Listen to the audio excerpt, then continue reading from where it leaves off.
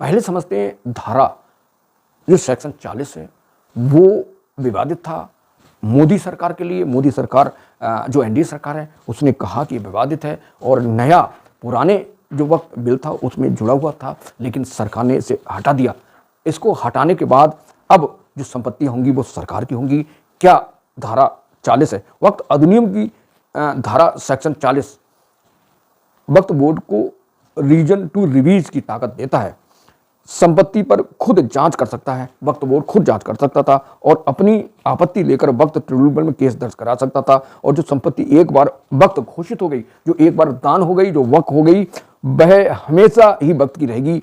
इसी विवाद के चलते नए वक्त बिल संशोधन में इसे हटा दिया। दोस्तों, एक बार सरकारी जमीन को, सरकारी प्रॉपर्टी को वक्त कर दिया गया, यानी वक्त को दे दिया गया, अब वो संपत्ति वापस नहीं आ सकती। तो इसलिए सरकार ने इस धारा को, धारा 40 सेक्शन 40 को हटा दिया कि वक्त की जो दी गई संपत्ति अब वापस ली जा सकती है, यानी पहले वापस नहीं ली जा सकती, अब वापस ली जा सकती है। सरकार इसे विवादित मानती है और इसलिए इसे वापस ले लिया गया। तो बोर्ड गठन हो गए, 3 अंक हैं बॉडी के और वक्त जो बिल है उसका नंबर को गेम समझते हैं।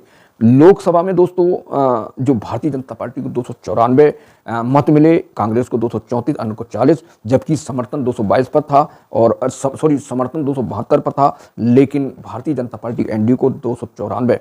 राज्यसभा की बात करें, राज्यसभा में भारतीय जनता पार्टी को 115 + 6 = 121, बहुमत 119 पर था, फिर भी 121 मत मिले और 85 कांग्रेस को, अन्य को जो है वो 30 मिले। तो दोस्तों, इस तरह भारतीय जनता पार्टी नरेंद्र मोदी सरकार ने इस बिल को पास करा लिया है और कानून बन गया है। कमेंट करके बताएं, धारा 40 सेक्शन 40 जो है उसको हटा दिया गया कि भैया किसी ने किसी को संपत्ति दी, अब वो वापस नहीं होगी, लेकिन वो कानून हट गया है। अब कोई संपत्ति दी गलत तरीके से तो अब वो वापस होगी।